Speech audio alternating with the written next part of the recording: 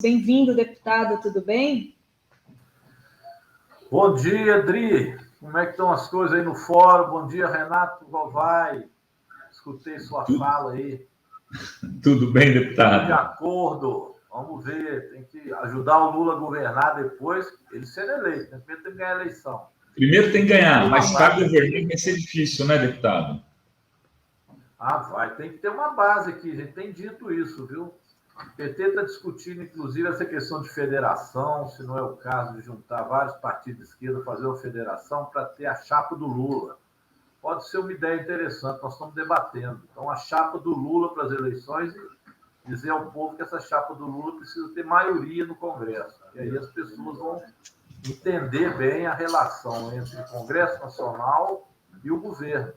É um debate que nós fizemos na bancada, está sendo ainda amadurecido, mas é uma hipótese, viu, Rodrigo e Rovai?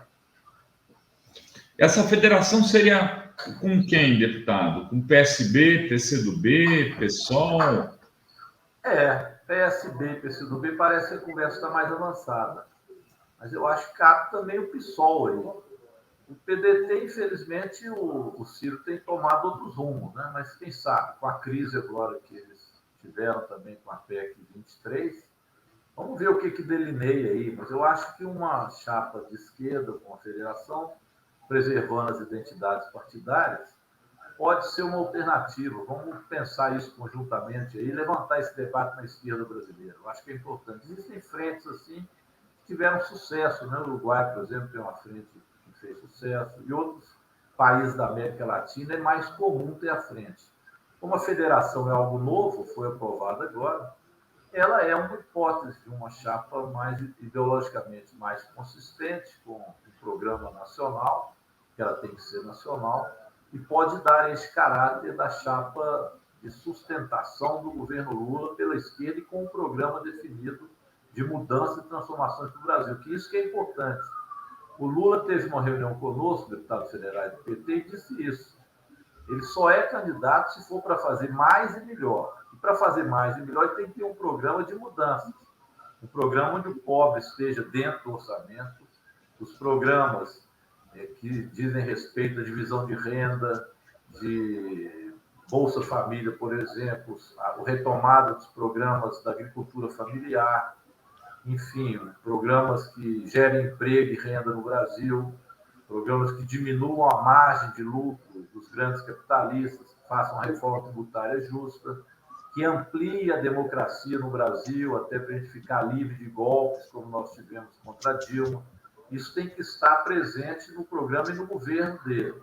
Isso é que ele chama de fazer mais e melhor. Nós estamos muito animados. O presidente está animado para ganhar a disputa, mas está animado em governar pela esquerda, que eu acho importante. E, deputado, ontem a gente teve, né, a aprovação da PEC dos precatórios no segundo turno, e a gente comentou sobre os votos do PDT. Muita gente tem falado, se eles tivessem votado no primeiro turno já contrário a essa PEC, talvez tivesse sido evitado essa aprovação na Câmara, que agora essa proposta segue para o Senado. Queria uma avaliação sua sobre essa votação de ontem e as consequências, né, que isso pode trazer. Rodrigo, deu tempo do Lira reagir. E eles, então, montaram, junto com o governo Bolsonaro, os ministros, uma verdadeira equipe de guerra para poder garantir aqueles 15 votos a mais. Não foram muitos, não. Acima de 308 foram apenas 15 votos. Mesmo entre esses 15, nós tivemos 9 do PSB e 5 do PDT. Então, mesmo ontem, ainda tivemos 14 votos de partidos de oposição. Esses são deputados dissidentes lá. Mas se não fossem eles também, nós poderíamos ter ganhado ontem com mais o Podemos. Então, foi uma vitória apertada. Mas o que o presidente da Câmara, junto com os ministros e os dirigentes do Centrão, fizeram? Fizeram uma operação de guerra. Primeiro, eles ampliaram o número de deputados que poderiam dar presença através do celular, do Infoleg. E colocaram aqueles que também tinham comorbidades para poder votar no dia de ontem e marcar presença. E até hoje nós não temos a lista de quem ele liberou. Então, isso foi uma das tramóias que foi aqui executada. As outras foram as emendas parlamentares. Primeiro, ele vendeu o peixe de que, mesmo com a Rosa Weber e o Supremo proibindo, eles têm restos a pagar que ficariam para o ano que vem. E prometeram, no ano da eleição, cumprir as promessas que foram feitas anteriormente das emendas parlamentares. E o resto a pagar que eles têm é grande. E somaram a isso para o orçamento do ano que vem, que é esse que vem na PEC 23, que amplia de 16 bilhões para em torno de 25 bilhões para ser distribuído entre eles. E prometeram que, se isso não for feito através da RP9, que é a emenda paralela do relator, eles fariam via ministério, mas que os deputados não ficariam sem ela. Prometeram também maior equidade entre eles, ou seja, alguns deles receberam muito ultimamente, e outros receberam menos, e outros receberam mais ou menos. Eles disseram que vão equiparar isso no ano que vem, para quem recebeu menos agora, receber mais. E assim foram atraindo votos. Então, foi uma operação de guerra dentro do toma lá da cá, da compra de votos, que fez com que eles tivessem essa vitória, mesmo assim, apertada. Bem, é uma vitória que eles também não podem comemorar tanto. Primeiro, porque tem a decisão do Supremo. Segundo, que tem o Senado. Eu acho que dificilmente essa fórmula que foi aqui aprovada, o Senado vai repeti-la. Porque ele é um arranjo mal feito. O governo quis arrumar dinheiro para o ano que vem, na expressão do Paulo Guedes, de certa forma, furando o teto. É engraçado, né? Furar teto para fazer auxílio centrão, o auxílio Bolsonaro para a eleição, eles ficam caladinhos. Mas o que eles avisaram para as elites? É que nós vamos furar o teto agora, mas depois nós vamos ainda mais comprimir os gastos. Então, por exemplo, dentro dessa proposta, haveria uma revisão do teto de gastos em 10 anos. Estava estabelecido antes na lei, e que seria feito por lei complementar. Eles modificaram isso dizendo que, para mudar agora o teto de gastos para o futuro, só com emenda constitucional, e tiraram o prazo desses 10 anos, ou seja, vão radicalizar no teto de gastos no que diz respeito à saúde, educação e assim por diante. E prometeram também ao mercado, sempre o Deus mercado deles, de que eles vão aprovar a PEC 32. Se não fizerem isso agora para privatizar o sistema público, né, de oferecimento de serviço, de educação, de saúde, segurança, etc., se eles não conseguirem fazer agora, e o mercado fique tranquilo, eles vão fazer ou ano que vem ou mesmo depois das eleições, mas que eles vão apertar o cerco, e que a Petrobras vai ser vendida e tudo vai ser vendido, que é só um recurso estratégico e tático para que o Bolsonaro tenha chance de disputar a eleição. Esse é o diálogo que eles fazem entre eles e o mercado. Essa foi a operação de guerra montada para parir um rato, né? A montanha parir um rato, porque isso não está certo de dar resultado no Senado. Só para terminar, Adri, veja bem, Renato, a situação é muito grave, porque a crise econômica ela se amplia, a inflação não vai ser contida, porque a inflação é a inflação do dólar no preço da energia, no preço do combustível, e que vai gerando inflação de alimentos. E o que eles fazem para combater a inflação? Aumenta a taxa de juros. Quando você aumenta a taxa de juros, comprime a economia que já está em baixa, e aí vai gerar mais desemprego e mais miséria, retraindo a economia brasileira. Então, é a retração econômica com inflação. É uma loucura, não existe planejamento deles de sair disso. Então, eles arrumam uma PEC que é um arranjo eleitoreiro para o Centrão e o Bolsonaro que é refém deles. E a PEC 32, para quem está nos assistindo, é a reforma administrativa, né? Que aí vai ser um retrocesso no funcionalismo. Antes da gente continuar aqui, tem superchats da galera que está acompanhando ao vivo. Leda Terezinha, obrigada. Estavam trabalhando no prédio Viva a Revista Fórum, Lula 22, diz a Leda.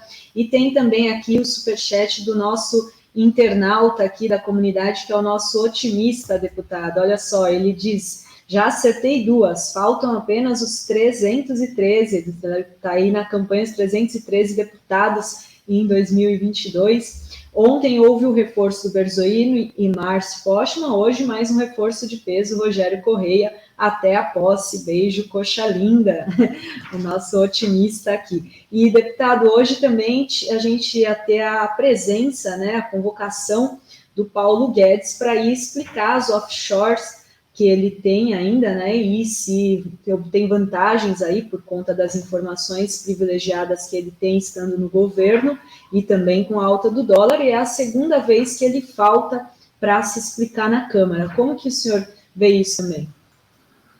Falta não, Dri, ele foge. Paulo Guedes é um fujão, fugiu a segunda vez. Uma foi para o exterior e hoje ele tomou um chá de Doril e sumiu. Olha, o caso dele é grave. Vocês viram agora no Chile, está tendo impeachment do presidente. E o impeachment do Exatamente. presidente é por causa disso. Foi aprovado na Câmara, agora vai para o Senado, né? De lá. Parece que no Senado o Pinheira tem um pouco mais de voto, mas é a gravidade do assunto, como a forma como está sendo tratada no Chile e a forma como está sendo tratada no Brasil. Inclusive pela mídia, né, deputado? Exatamente, Renato. O negócio é grave. O sujeito é o ministro da Economia. Junta com o presidente do Banco Central, eles colocam taxa de dólar altíssima. Ele diz que dólar alto é bom e ele tem uma conta no exterior que cresce à medida que cresce o dólar. O sujeito ganhou 14 mil reais por dia. Em 1000 dias de governo, ele ganhou 14 milhões. Depois disso, eu perdi a conta, porque o dólar subiu mais. Mas, com certeza, esse ganho dele já deve estar aproximando aí, sei lá, 18, 20 milhões, que é o que o Paulo Guedes ganhou desde que o governo Bolsonaro ganhou a eleição. Ele virou ministro e o dólar subiu. Deve estar por aí, umas contas de uns 20 milhões que ele ganhou só com a especulação do dólar. Bem, e ele simplesmente não dá satisfação ao Congresso Nacional. O presidente Arthur Lira não o convoca, ele já está convocado para vir ao plenário. Aí nós apertamos o cerco para que ele viesse nas duas comissões que nós convocamos. Eu sou autor de um dos requerimentos, e ele simplesmente, um dia anterior, ele foge. Agora, acho que ele fugiu por causa do agravamento da denúncia no Chile e também pelo papelão. Como é que ele ia explicar aqui o fura-teto do Auxílio Centrão? Essa é uma boa pergunta que nós faríamos ele, né? Esse Auxílio Centrão vale furar o teto para tentar ganhar a eleição? E o que está sendo prometido para o mercado de arroz? Como é que ele vai conter a inflação? Subindo juros? É muito difícil o ministro Paulo Guedes responder essas questões. Ele hoje é um ministro que está pendurado no Centrão, a verdade é essa, né? Aliás, o governo Bolsonaro todo está pendurado no Centrão. Se acabar o dinheiro do Centrão, acaba o governo Bolsonaro. Então é assim que tem funcionado a república do bolsonarismo. E uma coisa que eu tenho percebido é que os bolsominions sumiram, né? Eles agora nem chatear a gente nas redes, chateiam mais, parece que andam envergonhados, cabisbaixo. Ainda veio uma pesquisa do Lula hoje, dando uma balaiada, ganhando no primeiro turno. Tomara que o povo brasileiro permaneça com essa vontade de mudar e de cobrar, né, do governo Bolsonaro, que foi. Então, o ministro Paulo Guedes foi isso, ele fugiu. Mas está aqui hoje o presidente do INEP, que é aquele que teve agora a demissão de 37 servidores do INEP que denunciam ele de assédio moral. Eles estão destruindo o INEP. O INEP é o responsável pelas provas do Enem, que envolvem 6 milhões de estudantes. Agora, Adri, ele chegou na reunião, estou vindo lá de baixo, fiz um questionamento para ele vir aqui conversar com vocês. Mas ele disse o seguinte, que está tudo tranquilo, o pessoal pode ficar muito tranquilo, que nada vai afetar a prova, que essa demissão não aflige nada, que ele trata muito bem os servidores, e foi por aí. Ele acabou de falar, sabe a figura que me veio, a imagem? Do Titanic, né? Parece o comandante do Titanic. 37 pessoas pedem demissão na véspera da prova do INEP, da prova do Enem. Envolveu 5 milhões de pessoas. As pessoas denunciam ele de assédio moral e ele vem dizer que está tudo bem e pede tranquilidade. Isso está parecendo o comandante do Titanic, o senhor e o Bolsonaro. É o Brasil afundando e vocês pedindo paciência. O povo vai esperar a hora da morte, ninguém aguenta. Deputado, vamos falar um pouco de parte política. Como é que está, como é que estão as articulações nas Minas Gerais para a disputa para governo do Senado? Saiu uma pesquisa, se não me engano, na pesquisa ontem ou anteontem, que dá o Zema reeleito com relativa facilidade, ganhando do Calil aí de tipo 42 a 25, alguma coisa em torno disso. e o Reginaldo Lopes, né, o candidato, o deputado federal, que é do PT, aparece para o Senado com 5,5%, mais distante dos líderes. O Lula vai ficar sem palanque aí em Minas? Como é que estamos? Aí você me apertou, né, Renato? É a pergunta que todos estão fazendo aos mineiros. O que vocês vão arrumar nas Minas Gerais? Exato. Deixa eu te dar um quadro, porque Minas é o segundo estado em termos de eleitores e todos dizem que Minas é decisivo, né? Minas é o centro do país, geralmente para onde tende Minas vão as eleições presidenciais. Mas eu dou uma boa notícia aí para contrapor a essa pesquisa que você citou, que é verdadeira e que não é boa para a gente do ponto de vista do governo do Estado, que é para presidente da República. Acabou de sair uma pesquisa, o Lula tem 42% e o Bolsonaro 21%. Então tem uma boa frente do Lula em relação ao Bolsonaro.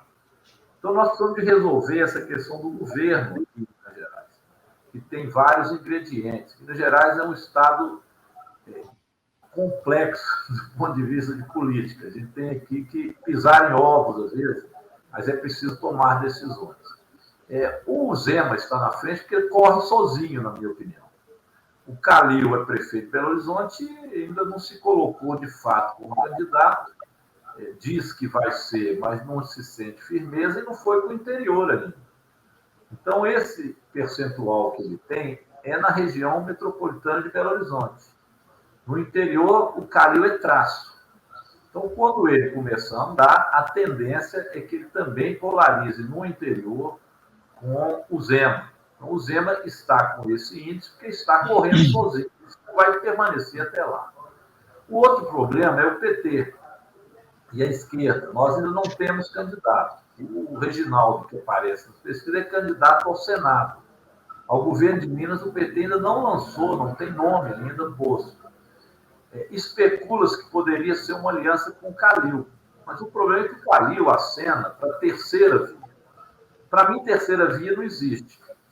Essa história de terceira via é a segunda via da direita. Né? A direita está tentando arrumar alguém que possa substituir o Bolsonaro. Então, eles ficam brigando entre eles para ver quem será o candidato a substituir o Bolsonaro, caso consiga substituir. É uma briga ali entre eles. E o Calil aponta muito a perspectiva de apoio a essa terceira via. Então, às vezes, falam no Rodrigo Pacheco, seria o candidato do PSD. Então, não existe uma aproximação, pelo menos por hora, da candidatura do Calil com o Partido dos Trabalhadores ou com a candidatura do Lula.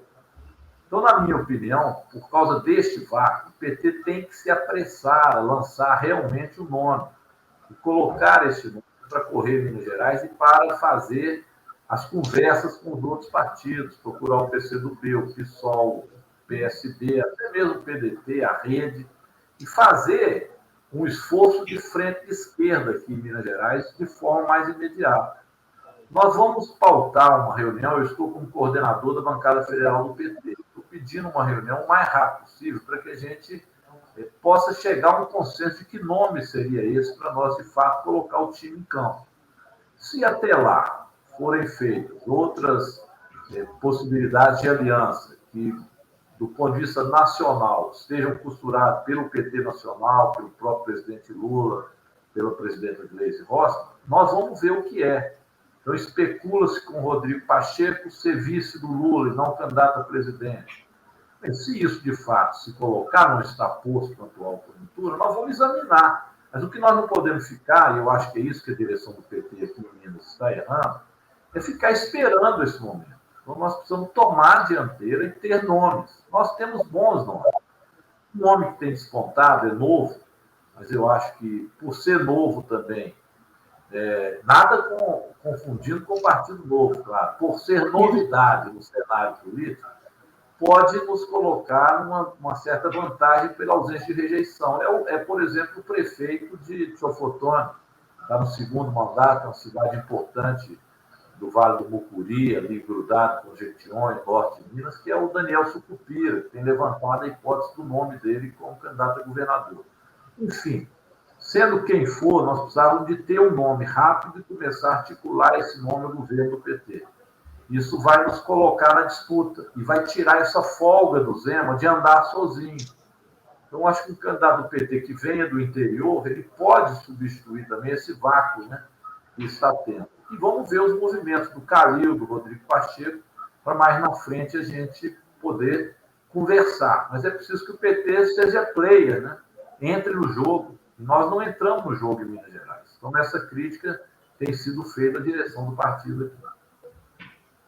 Olha só, a gente tem superchats aqui, o Corda Bamba diz, Rogério é o maior deputado petista e o melhor deputado que as Minas Gerais elegeu. Olha só, ainda queremos te ver no Senado, compa, diz aqui o Corda Bamba. E o Carlos Alberto tem uma pergunta aqui, não havia proibição do gestor criar dívidas para a gestão subsequente? Avacalharam tudo em relação, né, à PEC ontem?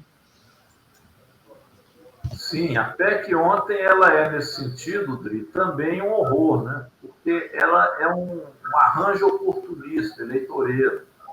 Ela não tem uma estratégia de crescimento e desenvolvimento. Por exemplo, uma coisa é o programa Bolsa Família, um sucesso mundial. O Lula lançou o Bolsa Família no início do governo dele. E foi construído isso como um programa de Estado. As pessoas têm o direito àquela Bolsa Família, não é algo dado pelo governante. É um direito estabelecido em lei. O que o governo Bolsonaro faz agora é tentar, durante o ano eleitoral, criar algo para lhe dar voto, comprar voto e, pior, destruir o programa Bolsa Família. Então, nesse sentido, ele está criando uma despesa que não vai gerar, inclusive, evoluções para essas pessoas socialmente, nem para o país. Esse dinheiro será, muito dele, consumido com o processo inflacionário e, posteriormente, as pessoas ainda na miséria, porque não está relacionado à educação, à saúde e a nada, ficarão ainda mais à míngua futuramente, caso não se restabeleça programas sociais, né, que o governo Bolsonaro está agora destruindo. Do ponto de vista econômico, eu já falei, não tem gancho com o crescimento da economia, com geração de emprego, com geração de renda, né, com nada disso. É apenas um remendo, é um auxílio centrão, né, um auxílio Bolsonaro, é isso que reduz essa perda. Com certeza. Deputado, esses últimos dias aí foram de uma especulação bastante forte, eu não diria nem mais que a especulação, né, dado que, como especulação é aquilo que você faz, todo mundo nega. Não aconteceu isso. Rolou as notícias, foram publicadas notícias sobre a chapa Lula e Alckmin, ninguém negou, nem do lado do Alckmin, nem do lado do Lula, nem na presidência do PT, nem na presidência do PSB, nem do PSD do Kassab, enfim. Todo mundo, ao contrário, falou que, olha, estamos conversando. Queria saber o que o senhor acha disso, qual a sua opinião sobre essa possível aliança? Olha, não me agrada, não é o problema da aliança, e sim com o PSD. Nós podemos tratar com o PSD, se aproximar aí do centro para ganhar as eleições, desde que, como o presidente Lula disse, um programa nosso que seja também claro. Não é para desvirtuar o nosso programa. E conversar com eles. O presidente Lula tem feito, e eu sou favorável a que isso aconteça. E o PSD pode oferecer um nome à vice. Agora, eu tenho por mim que oferecer alguém que teve tantas contradições com o nosso programa, nós com eles também, porque aí é de mão dupla, né? Eu acho que pode cheirar não a uma aliança para governar, mas apenas uma aliança mais oportunista para ganhar a eleição. Pode não ser bom nem do presidente Lula, nem do Alckmin. Ele que está querendo disputar o governo de São Paulo precisa também de outros assentos.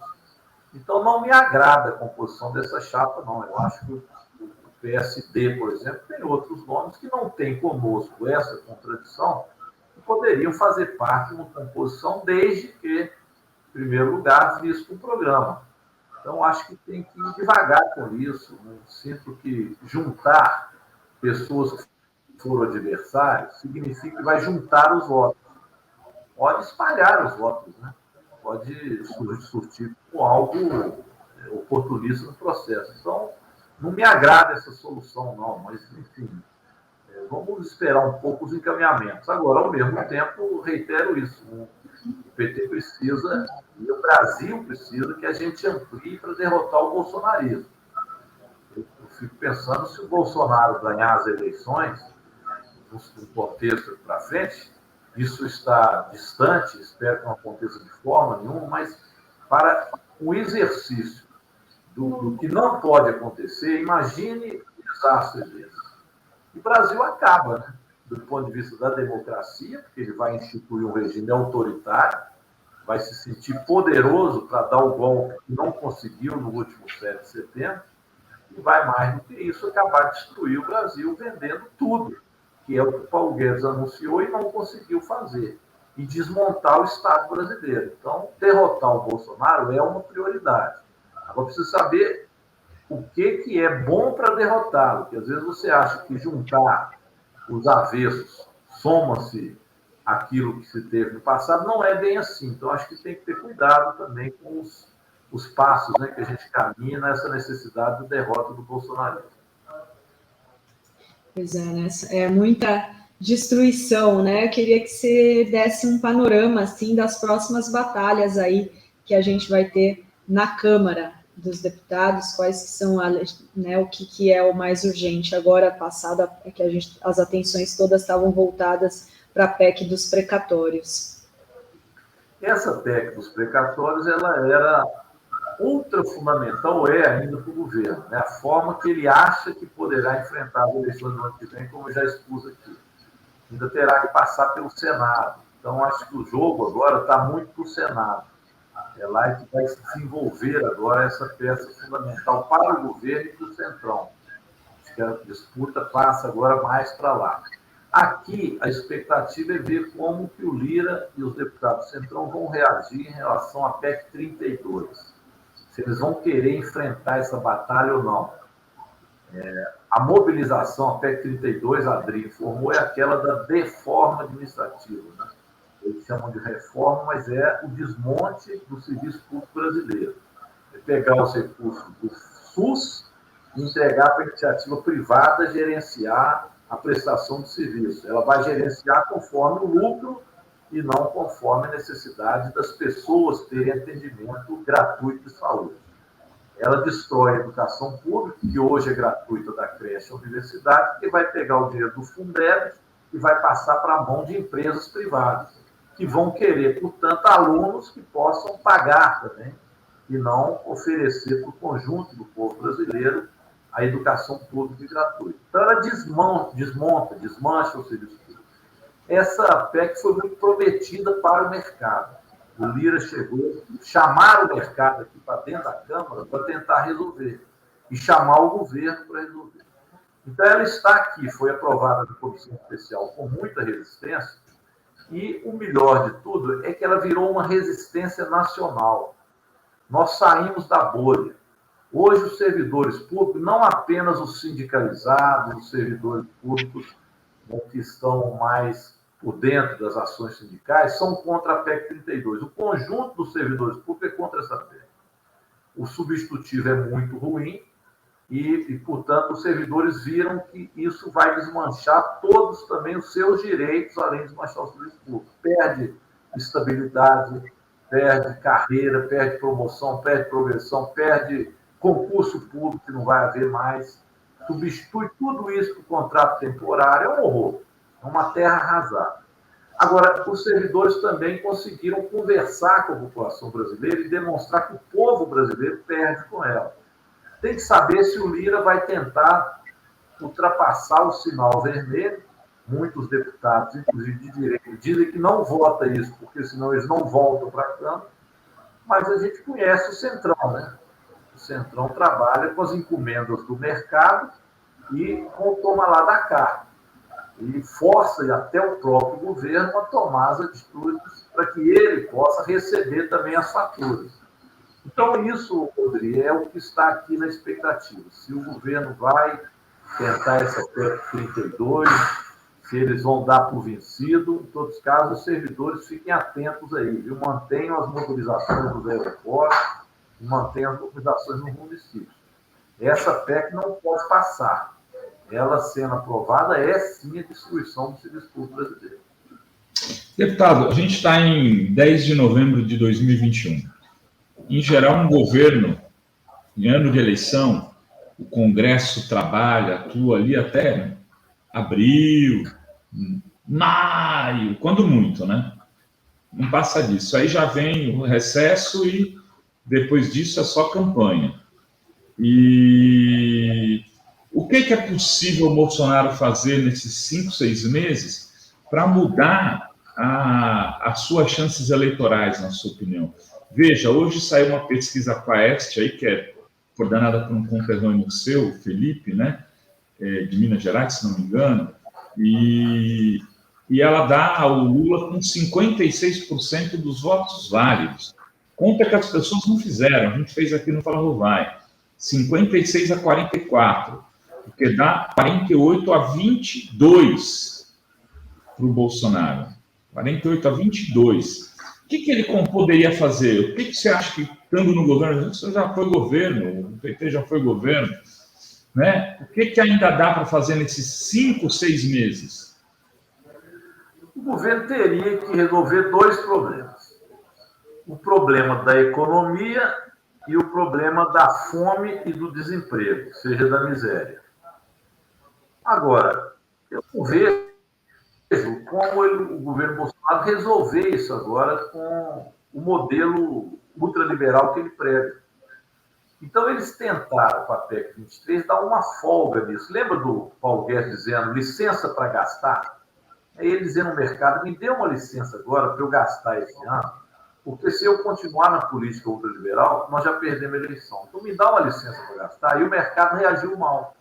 Então, subiu o dólar, baixou a bolsa. Então, a margem da economia, eu acho que eles não têm. Ele teria que fazer um controle de preços, por exemplo, do combustível, não faz. Aí o Bolsonaro dando a brigar com a Petrobras para fingir que ele não tem nada a ver com o assunto, mas isso não cola mais. E eles não têm política econômica que seja capaz de fazer algum tipo de controle de preços via controle inflacionário pelo controle de preços. O que eles querem é aumentar a taxa de juros. Então, eu não vejo saída econômica. O Paulo Guedes não tem como mexer e melhorar a economia para, em um ano, ter um crescimento econômico e fazer com que o setor produtivo brasileiro possa ampliar a sua margem de lucro e de geração de emprego. Pelo contrário, o que eles apontam sempre é continuar o processo ultraliberal de vender as estatais. Então, não recupera a economia brasileira. Isso não é do programa deles. Então, não vejo saída do ponto de vista da economia. E o controle da inflação com aumento da taxa de juros será um preço ainda maior de aumento da miséria e do desemprego. Então, entra no segundo problema. Como é que eles vão minimizar o problema da miséria no Brasil? Aí é que entra essa história dos R$400. Foi o achado do Centrão.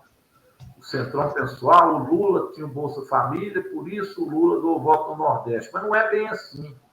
O Bolsa Família não era só um programa de dar às famílias um recurso. O Bolsa Família é um programa mesmo.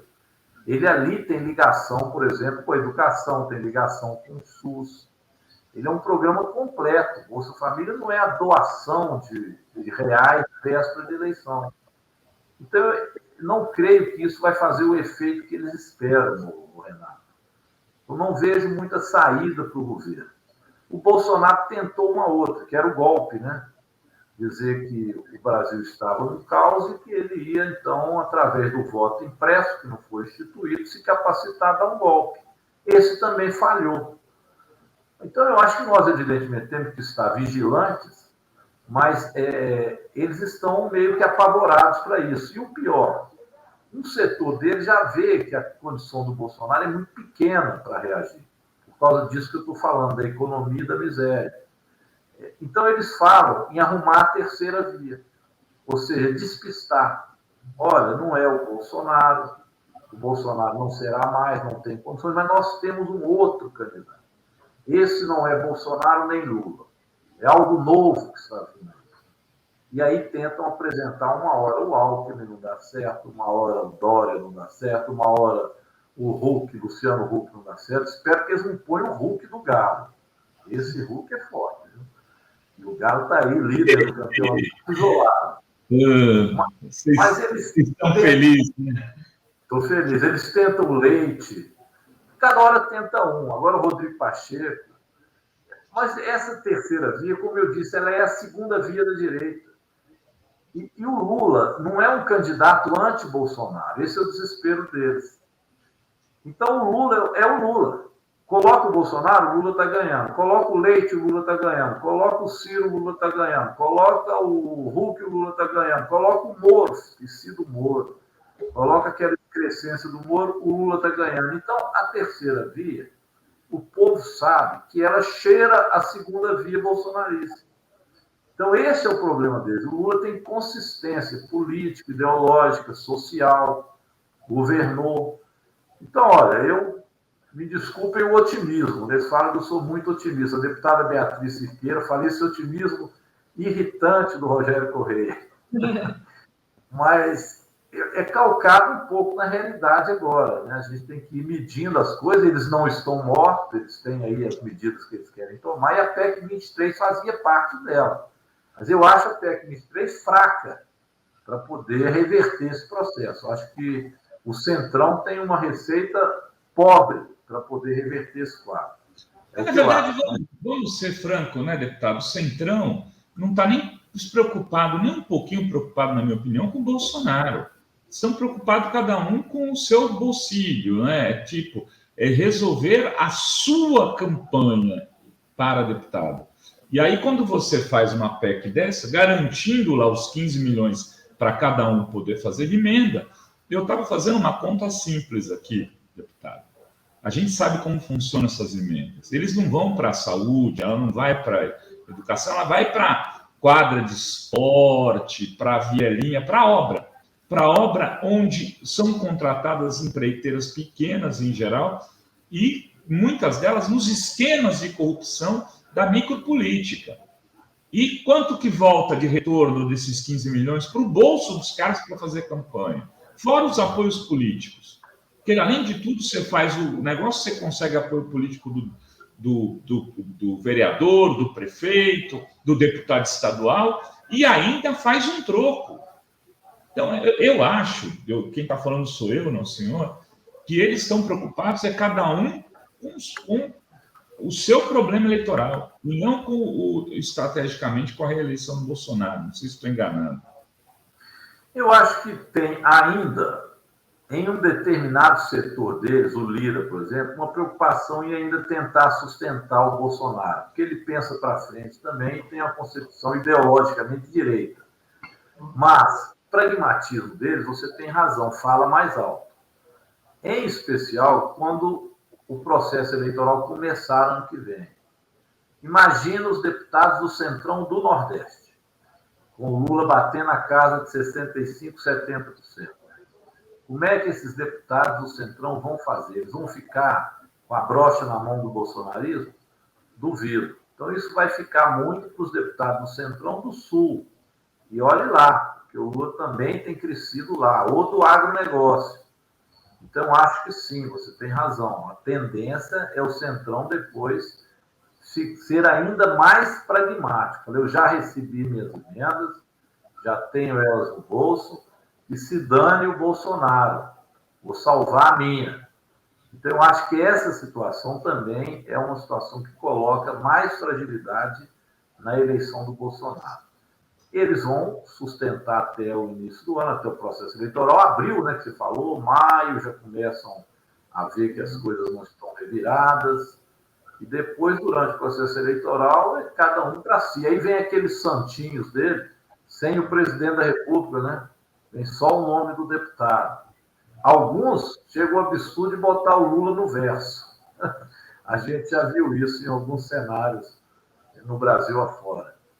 Então, eu acho, sim, que a situação do Centrão é um pouco essa. Mas, por hora, eles ainda tentam alimentar aí uma visão de sustentação do governo, né? Até porque eles precisam do governo para a liberação dos recursos. Então, o Bolsonaro ainda tem algum controle. sobre eles. Mas esse controle vai diminuindo. Muito bem. Muito bem. Tem aqui 2 superchats, antes da gente liberar aqui já o deputado. Carlos Alberto Veloso Lopes, ele diz: está tudo antecipado. Se Calil não se move como candidato, o PT deve lançar candidato e Calil que vá para o palanque do Zema. E aí o Carlos Alberto me envia outro aqui. Rogério, você é do PT, conhecido em todas as Minas Gerais, vai ter apoio do Lula, se lance para governador. Tá aí já o Carlos Alberto. É o Carlos Alberto? Obrigado aí, Carlos Alberto. Vou falar com a Gleisi Hoffmann, que você está me lançando aí, viu? Vou ver se ela me dá mal. Agora, eu acho que o Zema, o Calil não vai para o palanque do Zema, as contradições lá são muito grandes. E é bom que não vá, deixa o Calil também, porque ele pode ter alguma utilidade ainda durante o procedimento da campanha, que foi do Lula, né?